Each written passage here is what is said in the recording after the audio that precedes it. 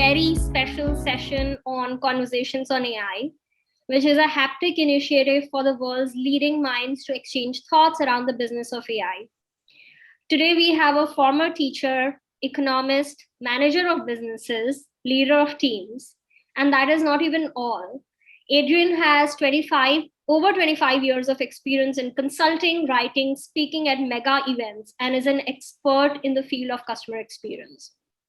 So I am very excited to welcome Adrian. And Adrian, if you want to speak or, say a few things about yourself before we actually start the conversation. So hi, Priyanka. It's great to be here. And thank you to everybody at Haptic for inviting me to have a bit of a chat to you about, well, as part of your series on Conversations on AI. A bit on me, I am, while people call me an expert, I don't consider myself an expert. I consider myself a student and an explorer of the domains of service and experience. I am really interested in what it takes to deliver or build and nurture and grow organizations that produce better outcomes for both their customers and their and their people. And so I'm very open to different ways of solving different problems, and technology is one of those. People is another, and then there's also the other things that go into that sort of mix. So I like to explore how different combinations of all those different elements can be put together to produce those better outcomes. So I'm happy to be here. Amazing. Like they say, we are always in learning mode, or some of the best minds are always in learning mode. Great. So I think I'm going to start with some of the questions that I have so we can get the conversation flowing from there. You mentioned that increased attention on customer experience has to lead to companies investing heavily in technology and digital transformation. Is this trend slowly becoming the norm already? I mean, I think it is. I think we have to. I think over the last year, what we've seen with the impact of the pandemic initially, and also on an ongoing basis, and it's forced many companies to reevaluate their business models and how they serve their customers and things, and that's pushed them through necessity to develop their digital channels and how they utilize technology to both serve and engage with their customers. And so, is it becoming the norm? I actually think it's already happened. I think we're already there. And I think one of the things that's interesting is that, and it's one of the lessons I think that's being learned out of the pandemic from my perspective, is that the pace of, if you like, change and innovation and technological disruption has gone from where it was before, and it just leapt up a level because it's had to. And we've got to realize that that's the new norm in many ways, that level of technological use and the level of disruption, the level of change. We've got to accept that, because if people then step off and start to slow down as things stabilize, I think there's a possibility they could get left behind, because expectations are going up with that as well. Now, that doesn't mean to say that everybody's delivering on that, but the pace has gone up and we're like, thrashing around. I think we now need to kind of realize that the pace has gone up, and now we need to get used to this new pace, as it were. Sure. No, very interesting. And I think, very relevant, because we've all gone through the pandemic and we've seen a lot of, especially consumer businesses who were, before offline stores where we would walk in, suddenly came online in the pandemic. And now we are so used to that I can't imagine the user behavior turning after the pandemic is over, back to where they were before. Great. So The second question I wanted to ask was, according to a 2020 MIT Technology Review survey of 1,004 business leaders, customer service customer service, especially via chatbots, is the leading application of AI being deployed today. Is artificial intelligence facilitating a better understanding of a new age customer? Well, I mean, that's a really interesting question. And I think if we did it like a school report card, let's say, on this, I think the report card would most accurately predict or produce kind of like mixed results, I would suggest. Right. Now, I think that, yeah, I don't think there's any surprise that chatbots are the leading application of AI being deployed today. But the problem is that even though there's been this mad rush into chatbots, people's like, oh, we need to do something which sort of helps us manage the massive spike in requests for help and things, and how can we do that from a smart self-service basis. One of the problems is that many people have been choosing to implement chatbots, but they're almost expecting it's like a plug and play thing, and then they expect magic to happen. Sure. And so one of the challenges is that in of itself doesn't mean to say that they are better understanding their customers. They're almost going, that's kind of what we want. And actually, in anything, if anything, it's almost like pushing a wedge between them and their customers. However, there are cases of people that have really thought about this and thought about the experience that they want to deliver and thought about their customers and what they need and their behavior and their preferences and everything else. And they've been, if you like, experience led. They've thought about what it is they want to try and deliver, and then thought about what they need, what sort of technology and data they need to be able to build to that. And if you like, I use this cart and horse analogy. They've figured out where they want the horse to go, and then they've latched the car, i.e., the chatbot or another bit of technology that's going to help them get there, as it were. Or it could be the other way around. It depends which way you look at the analogy. But you understand what I mean? Is they've been experienced and vision and strategy led, and have figured out what tools they need to employ to deliver that. And people that have done those things in that order, rather than being technology led, and then you get the experience that you get, are the ones I think that have won, and we've seen the most successful implementations.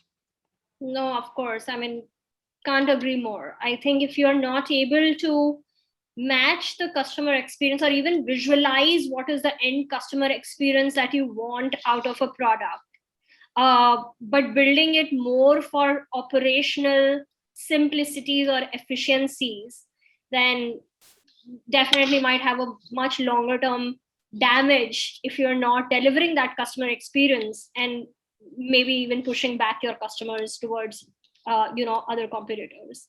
Sure. I think that is a great way into my next question. Having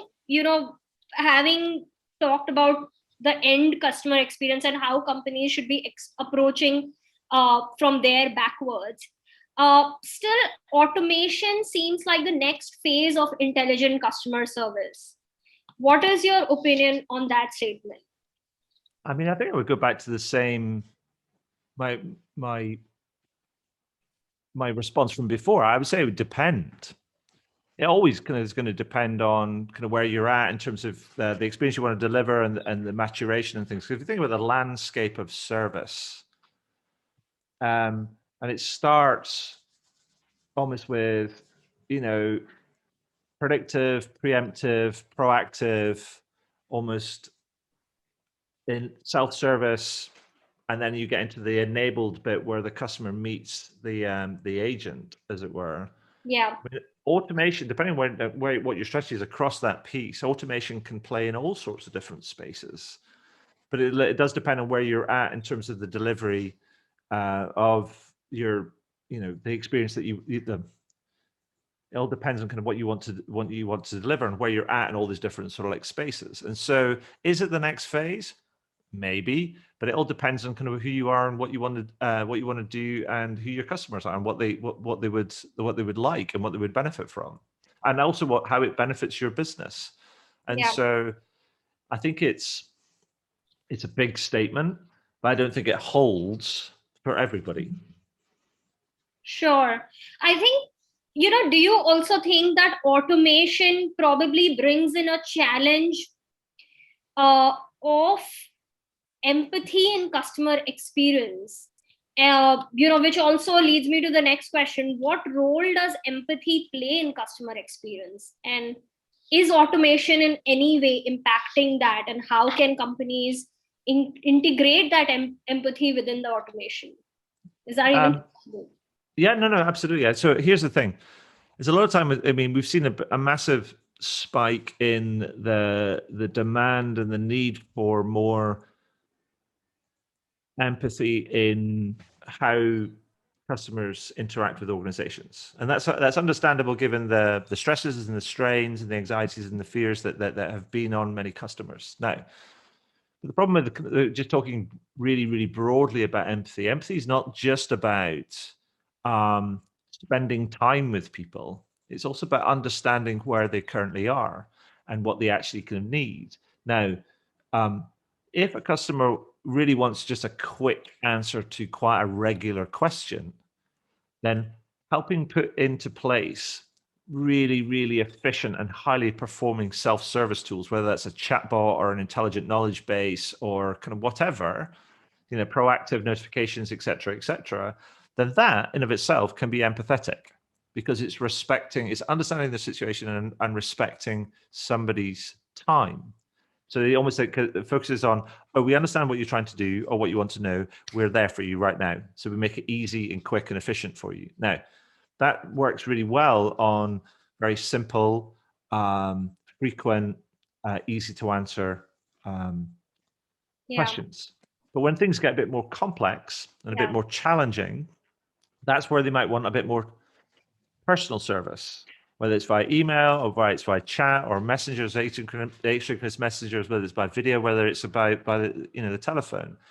And that might be that they want somebody to be able to spend the time and not feel like they're just getting rushed through, but actually to really lean in and actually kind of show them that we value your time just as much as us. We're not about just trying to solve your problem and get you off the phone. And that's where it becomes a real opportunity to develop a deeper connection with somebody. Now, that all comes from getting the balance right. Yeah.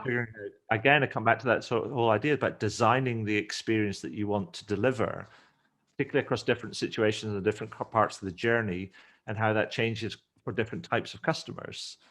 And so, yes, empathy does play a role in the delivery of a really good experience. But it doesn't have to be. It's not. It's quite nuanced in terms of what it means at different in different contexts and in different kind of places along that journey. Sure. No, very helpful. I would love to know. So we've heard a lot of times that data today is so valuable, probably more valuable than oil. Mm-hmm. How does it help in segmenting and better analyzing customers? Well, I've heard that saying before, that data is more valuable than oil, and I really don't like it. But that's just me. But I think when you talk about how does it help segment and better analyze customers, it really all comes down to the quality of your data. And I think that, if we think about this idea that one of the biggest things, one of the biggest differentiating things in experience is being able to deliver a personalized experience, something that feels like it's it's specifically for me or specifically for you. Yeah. The problem is that some people get caught in this loop where they think that, I can only do that if I've collected a lot of data about my customers. So people get obsessed by how much data they've got. We've talked about databases and data warehouses and data lakes. We'll be next onto data oceans and data seas and planets and all sorts of data universes even. but actually more doesn't necessarily always mean better. Sometimes you can take a very different approach and turn around and go like, actually, maybe I just need to engage my customers and ask them for really high quality data points to help me define what a personalized experience looks like. Yeah. And in doing that, we can probably better segment, better understand, better analyze our customers if we take that sort of approach. So I don't think we don't, when you talk about data, it's all about the quality, Yeah. And quality can come from being, you can have a lot of quality data, or you can have a small amount of very high quality data, but it all kind of starts from there. Because if you don't have that quality of data, then you can't build that analysis and then on from that experience, because you're building on fragile foundations. Sure.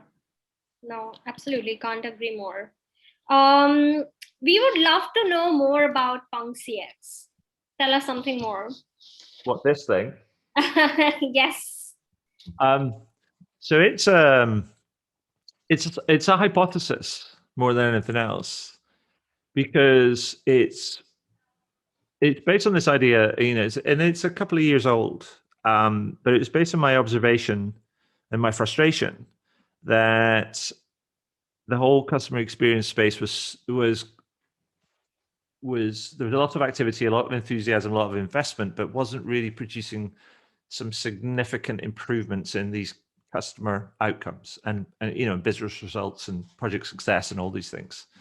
Right. And being a fan of punk music, I thought about where punk came from, and it struck me that punk music exploded out of the back of progressive rock in the 1970s. Now, progressive rock, for anybody who wants to know, otherwise known as prog rock, was known for its complicated and long songs and people's kind of fascination with musical virtuosity, i.e., how many different notes you can play on your guitar or your synthesizers or numbers of different synthesizers at the same time. And it became more interested in itself and its own virtuosity rather than the fans or the overall experience. Right. And punk exploded at the back of that with this idea. It's like anybody can pick up a musical instrument, figure out 3 chords, write a song, and then play the drums or whatever. And it had this DIY, democratic, really all heart and emotion approach. And it struck me that the experience space at that time, and still is a little bit, or a lot actually, shares a lot of the same characteristics as prog rock did in the 1970s. So it's overly codified, certified, benchmarked, metric, all these different things. And it's not producing the outcomes that we want.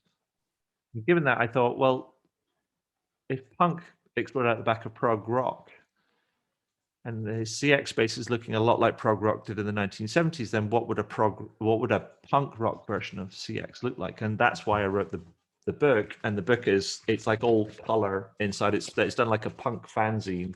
Interesting. And I call it like a visual slap in the face for the customer experience space. And it's to try and agitate for and provoke and invite as well people to one, think differently about what they're trying to do, and more straightforwardly, but it's an invite for them to try and do better work and to do different things, not be scared to do different things, because otherwise we've just got everybody following the same path expecting to be different, and that's just not happening. Yeah. No, super interesting. I mean, I had never thought of this analogy that you just mentioned. And now that I've heard it, I think I can think of so many things that even we do at our work, and we get so involved that probably we are doing it to bettering the way we work, or it is more for self-fulfillment that we keep at it. But a lot of times we overlook whether it's really driving customer value and what is the customer experience out of what I'm doing. Very, very interesting. Thank you so much for sharing that. You're very welcome. I would love to know, so you've been a keynote speaker at events around the world on customer service and experience. If you could share some examples of some organizations that do amazing things for their customers.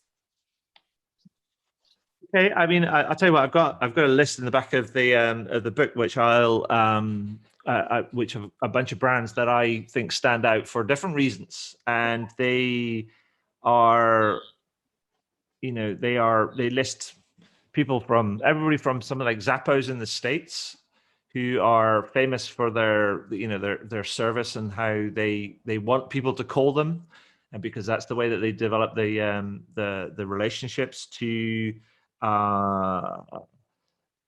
people like, oh crumbs, Citizen M, who are a hotelier who based in kind of Europe, but they've got hotels in the US as well, and how I'm fascinated by how they recruit people to help them deliver that experience, where they actually their staff they call hosts, but when they recruit them, they invite them to generally to a theater, and they have like a stage day where they have to adopt roles and play roles, so they actually understand kind of like that, and that helps them better understand how the sort of people that they are and how they work together in teams. To companies like Patagonia. Is a massive fan of Patagonia. One, because I haven't done much climbing in the last sort of year, 18 months or so, but I've done quite a lot of climbing, and I've always been fascinated by Patagonia. I love their stuff, but I also love their origin story, what Yvon Chouinard stands for, and how he's always started from the point. He wrote a book about it, which was called "Let My People Go Surfing," and he starts everything from the employee experience and about what they stand for and their kind of footprint in the world. Other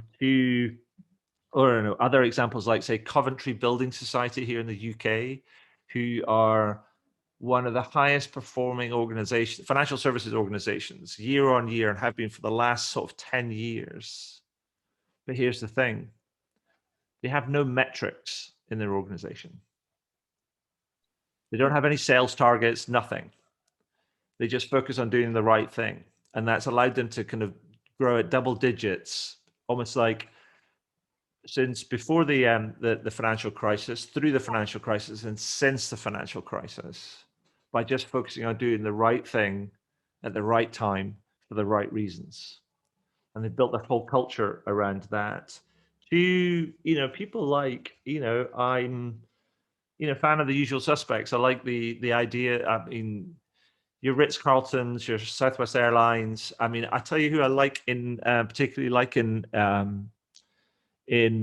an Indian example. I love Patanjali. Yes. The Ayurvedic sort of consumer brand. Why? Sure. Because they are just going, that's not right. We're going to do it differently, and here's why. And just the whole thing about what they've done and how they've done it. I don't know a huge amount of it, but I think they've had the courage to follow their conviction. And the way that they reinvest in the community is through my understanding, I think, and the products that they make, and how that's aligned with, a large consumer group, but also they think about things from not just the products, but also kind of the impact that they have as a business, and how they reinvest in the community. So some things like that, I think, are those for me are really outstanding or standout examples. But it's not just about their end-to-end experience. Sometimes it's just about the overall perception you have of the business. Sure, no, completely agree. And I think, would you agree that a lot of times it's easier to see B2C brands doing so much for their customers? And we tend, it's also very visible because it's very B2C, whereas a lot of times in a B2B environment, it slightly gets more challenging. on how do we deliver, or how can we do something so out of the box for a B2B client? I think so, but I think it becomes a mindset thing. And because B2C stuff or consumer-based stuff is we interact with it on a daily basis, and everybody interacts with it. Yeah. Various shapes, so it's very familiar. Whereas business to business is just as broad and just as varied, if not more so. But I think that people assume that it's not necessarily as fast moving, and it's kind of big and clunky and more complicated, and it can be. That's true. But Yeah. it doesn't mean to say that you can't reinvent it. I remember, if people want to read a book that will blow their minds in terms of what is possible in a business to business, and particularly an engineering sort of space, Sure. then they should look up a book by Ricardo Semler.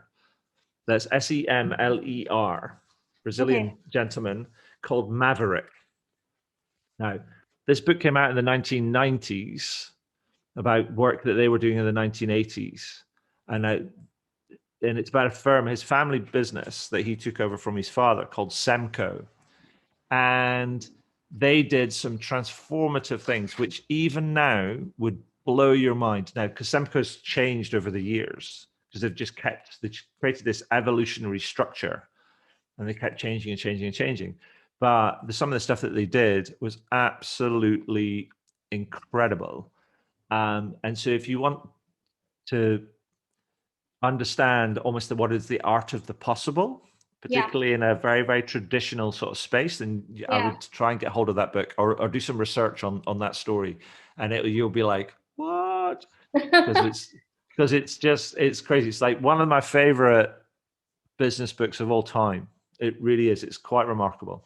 Very interesting. I definitely have it on my list because, as I drive customer successes at Haptic, one of the things that we constantly keep discussing in the team is, how can we bring in some exceptional customer experience for our B2B clientele, where we can build something which is sticky, where people remember that this is what was done by Haptic, and they Right. associate that experience very closely with us. Mm-hmm. So I'll give you another example, which is B2B. Yep. And it's a favorite example of mine, which is a company called Big Ass Fans. That they are in the US. Now they make, guess what? Big fans, like massive ones, like industrial scales for like commercial units and things. Now, I remember speaking to the CEO over there a number of years ago, and he told me about something that they put in place that was absolutely essential to some explosive growth that they achieved. And the CEO employed somebody to almost be a customer advocate. And he said, "Look, I'm going to hire you, but I pay your salary, but you don't work for me. You work for our customers. And your job is to go out and speak to customers. Don't send them emails. Kind of go and see them. Kind of speak to them on the phone. But what they want to go and do is find out all the little things that either annoyed or irritated them. The sort of stuff that's not going to show up on a survey." Yeah. And they just keep going that, and then feed that back into the business, and then the business responds and makes those little improvements, and you keep going, keep going, keep going, right? And that strategy was absolutely at the core or the heart of the growth of their business, where their business grew sixfold over 6 years. They went from like $35 million US to like 150 million or 170 million or something, kind of over 6 years. And by being incredibly focused on these little things. Yeah. And now the thing is, people might hear that now if they're in that sort of SaaS customer success space, and they go like, "Oh, how can we automate that?" That's the trick, though. You can't automate it because Sure. there's two different elements that are at play here, right? There's the intent and the desire to look for those little things, those little insights. And in order to do that, you have to keep showing up. You have to kind of like to build that trust with customers, and you can only do that if you're actually speaking on a call like this, or you pick up the phone, or when things allow, you go and see them. And so what you do is you're building this kind of improvement feedback loop, but it also requires you to take action, but you're also building closer relationships with your customers. Yeah. And that's the thing that makes it sticky. You do those two things really well, and you commit to it, and you don't try and automate it away. Sure. Then that's some of the stuff that matters. Great. Thank you so much. I mean, this was, I think, my favorite part of the conversation. I would love to know your thoughts about a platform like conversations.ai. I mean, I think that anything that broadens out the discussion, that explores kind of what people about successes and failures and just the broader sort of thing, because a lot of times people talk about AI. Yeah. It's such a big term. Yeah. I mean, it's so big, it almost becomes, it's like nonsense, really. It's like when people go, "Oh, it's AI," you're like, "Well, what do you mean?"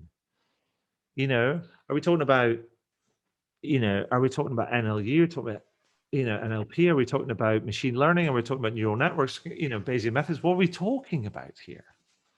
It's such a broad thing, and so if that starts to unpick it and explore different things, different methods, and some of the stuff and the improvements that people have been able to make, then yeah, I think it can only be a good thing. Yeah, I think we have a very large dream for conversations.ai, and we are very hopeful we are able to bring in many minds on this platform to make it a success. Great. That brings me to the end of our conversation today. Thank you so much for your time. Really grateful for all your inputs. You're so welcome. Thank you for asking me to participate. It's been a real pleasure. Of course. And I think I will leave a note to everyone who's watching to continue watching very engaging discussions in the space of technology. Subscribe to our channel, Conversations on AI. You can also follow our conversation on LinkedIn and Twitter. Thank you.